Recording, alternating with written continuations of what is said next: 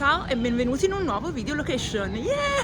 Oggi continuiamo la nostra saga sui poeti romantici dell'Ottocento e ci immergeremo nella magica atmosfera di Venezia, dove Lord Byron ha lasciato il suo segno indelebile. Dopo Ginevra e Villa Diodati, piccolo recap per chi non ha visto gli altri video della saga, ovviamente vi lascio qui il link con la playlist, luogo che divenne famoso per essere la culla di Frankenstein. Dopo Villa Diodati a Ginevra, Lord Byron venne qui a Venezia. Visse qui tra il 1816 e il 1819.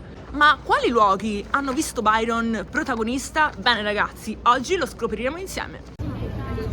Iniziamo il nostro viaggio proprio qui, davanti al ponte che collega il Palazzo Ducale con le prigioni.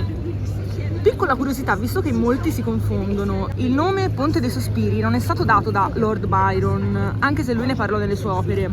Fu probabilmente la sua visione letteraria e l'interpretazione romantica della città a diffondere ulteriormente l'idea del sospiro legato al ponte, ma il nome diciamo che risale a tradizioni più antiche precedenti.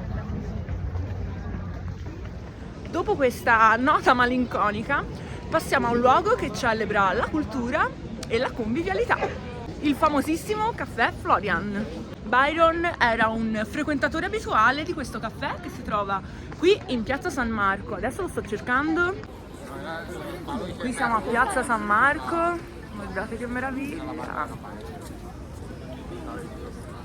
Dovrebbe essere da quella parte, ora andiamo a vedere. Ah, eccolo lì, Florian, dietro la grata. Ora vi faccio vedere senza la grata.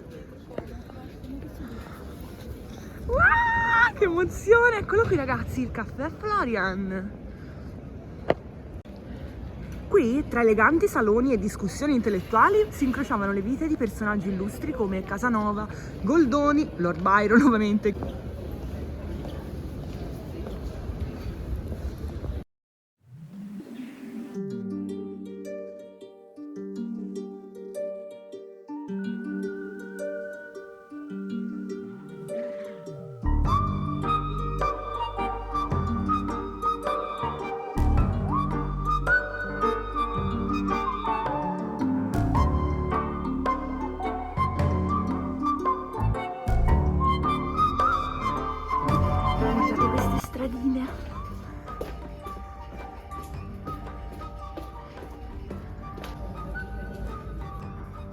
Allora, Lord Byron viveva a Palazzo Mocenigo.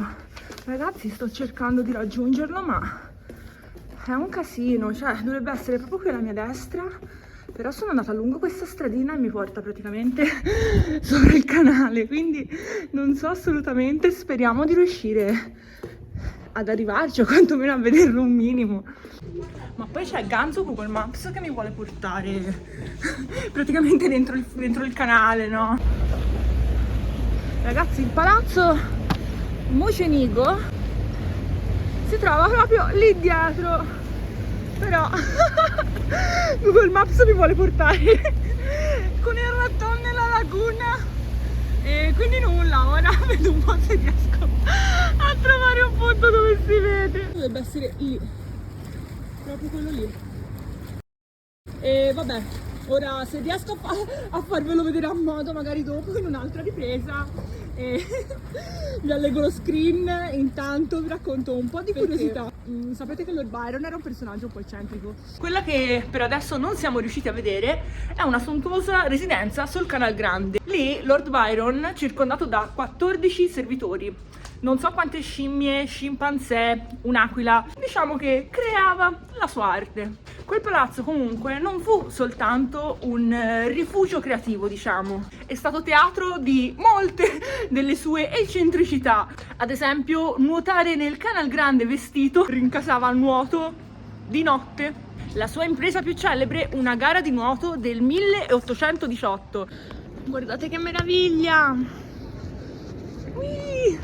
Adesso bimbi, dopo le imprese acquatiche, ci spostiamo verso il palazzo Querini Benzon.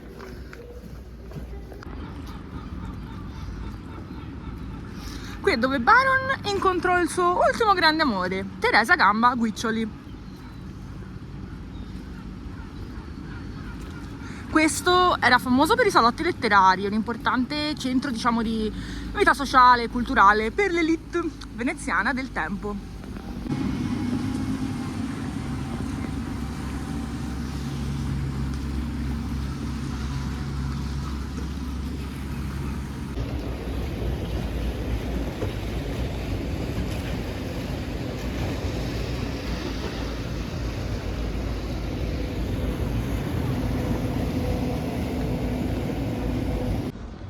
Successivamente Byron si spostò prima a Ravenna, poi a Pisa e Montenero. Trovate nel mio profilo tutti gli altri video nella playlist che vi ho menzionato a inizio video. Spero il video vi sia piaciuto e ci vediamo la settimana prossima. Ciao!